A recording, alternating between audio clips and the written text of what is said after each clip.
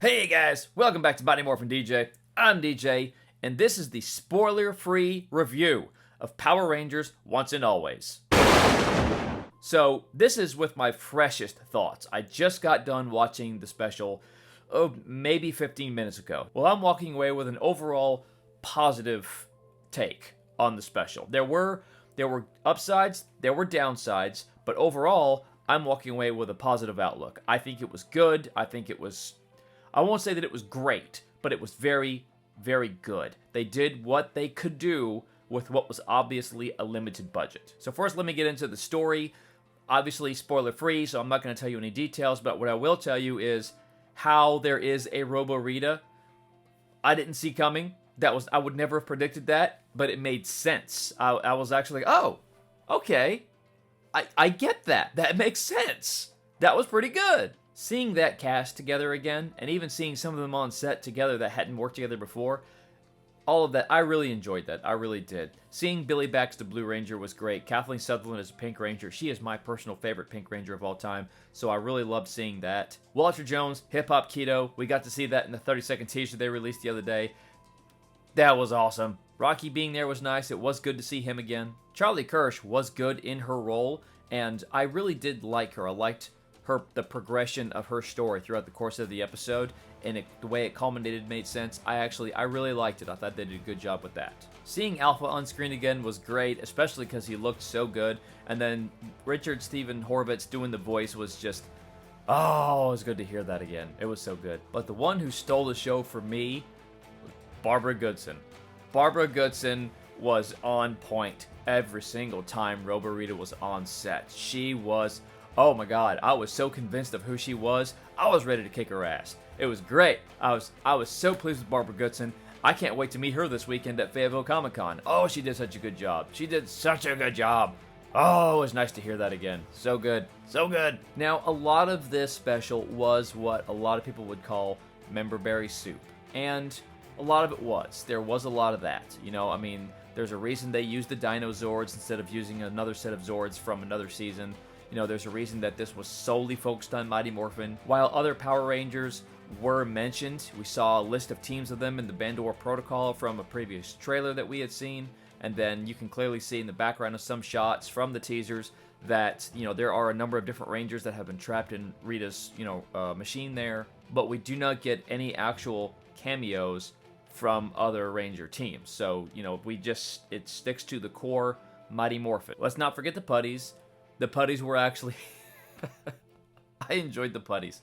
I don't know why, but every time the Putties were on set, I enjoyed them. There are Easter eggs throughout the episode. There are Easter eggs from start to finish. You gotta look really, really close. Some of them are blinking, you'll miss them, but they are there, and a lot of them are really good. They're a lot of fun, and I appreciate them. And of course, Johnny Young Bosch and Karen Ashley are both there, and even though they're there for a cup of coffee, they're there, and it's good to see them on set. Now I'll get into some of the negatives that I have, and again, no spoilers.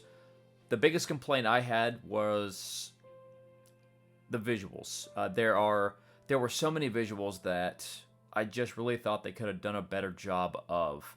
Some of them, they tried to modernize them, but, I thought they would have been better off left the way they looked from 1993. And again, they were clearly operating with a limited budget. And that goes for some of the editing too. They do make a couple of editing decisions that I would appreciate. I just didn't think they did as good of a job with the editing in certain places during the special, especially towards the end of the special, as they could have done.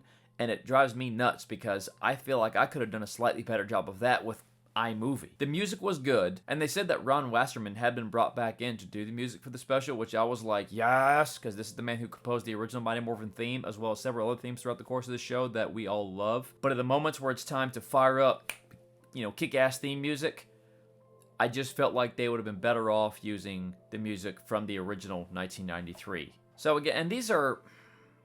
they're small things. They're big things to me, but they are small things, and it doesn't affect the overall quality of the special in my mind. They could have made a few better editing choices. They could have had better visuals if they had been given more time, maybe more budget, and there were some times where I thought, you should have left it the way it looked in the 90s. Just take that and maybe clean it up a little bit. You would have been better off doing that. And then some of the music choices, they weren't bad.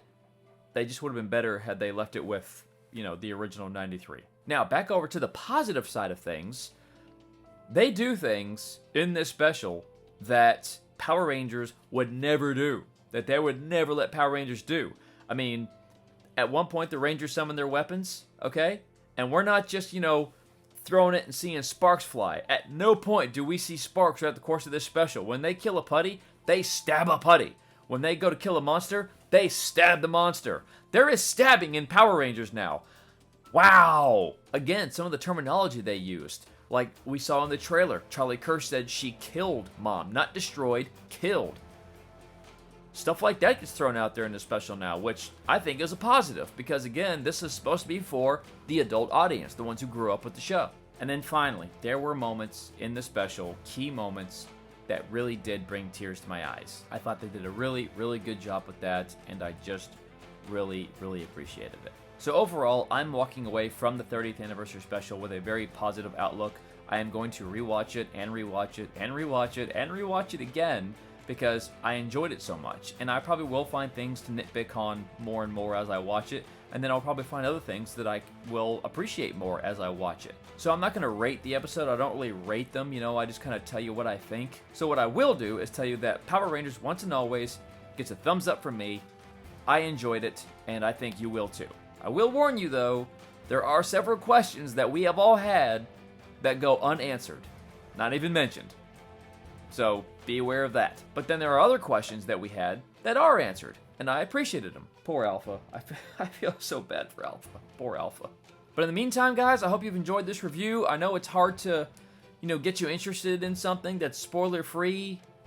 You know, everything I'm giving you is pretty vague, but I did the best that I can. But if you have enjoyed this video, then please check out this video right here and let me know what you think of it in the comments below. But in the meantime, this has been Mighty Morphin DJ. I'm DJ, and you know what time it is.